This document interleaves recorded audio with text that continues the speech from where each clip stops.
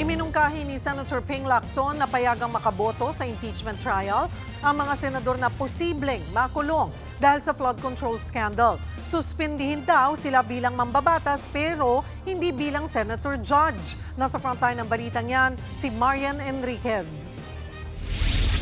Mambabatas at hukom. Yan ang kambal na gampanin ngayon ng mga senador sa impeachment trial ni Vice President Sara Duterte. E paano kung unti-unting madagdagan ang mga senador na masususpindi dahil sa flood control scandal? Paano raw magkakaroon ng malinaw na desisyon sa acquittal o conviction ng vice-presidente?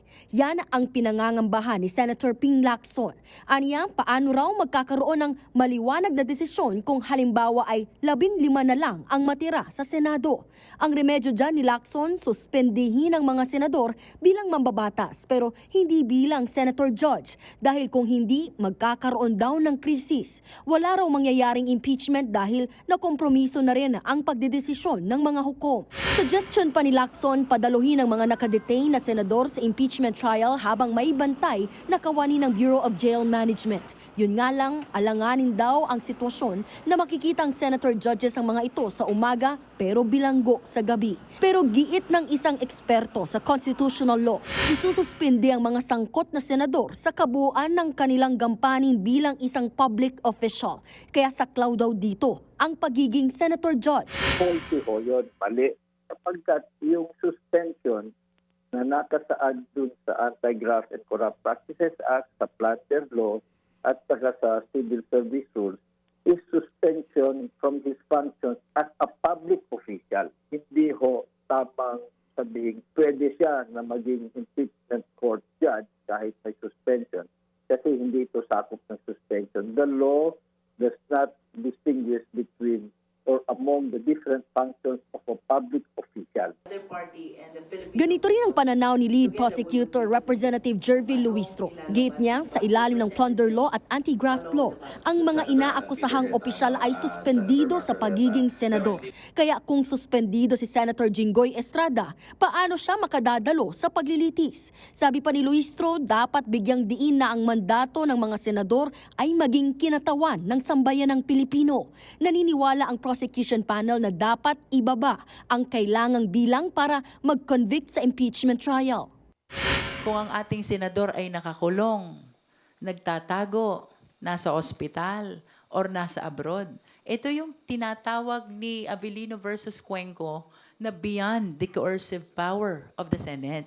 And having said so, plus hindi mai-represent yung interest ng taong bayan, how are we going to consider them for the purpose of determining the threshold that the doctrine in Avellino should be applied also in determining the number of votes required for the purpose of conviction? This is my opinion. If the voting will happen now, it should be 22 as well.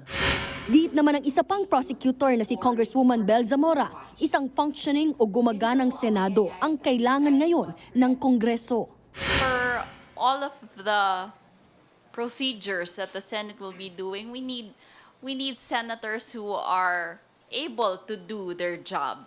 And if one is hiding, purposefully hiding.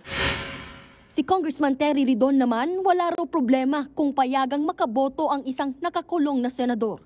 Malaya naman po yung Senate Impeachment Court na magpasyaho ng kanila pong rules. So, ibig sabihin, kung papayagan po, si Senator Jinggoy Estrada na humarap po at magpakita sa Senate Impeachment Court, wala naman po tayo magiging pagtutol. They're free to make their own rules among senator judges.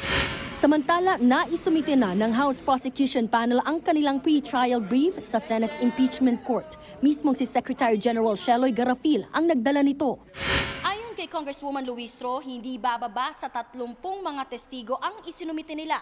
Kabilang na riyan ang reserved witnesses gaya ng mga bank representatives at maging yung mga hostile witnesses mula sa DepEd at OVP. Ngayong nagpatawag na ng special session ang Pangulo sa Kongreso, naniniwala ang House Prosecution Panel na dapat iprioridad ng Senado ang pag-aayos sa kanilang gusot, lalo na ang pag-elect ng Senate President bago ang impeachment trial. We are apprehensive that we might encounter another constitutional issue because we will be starting the trial and there is no duly elected Senate President. Nagbabalita mula sa Frontline, Marian Enriquez, News 5. Mga kapatid, Cheryl Cosing po. Maging maalam at may pakialam sa mga napapanahong issue at headlines. Mag-follow at mag-subscribe na sa social media pages ng News 5.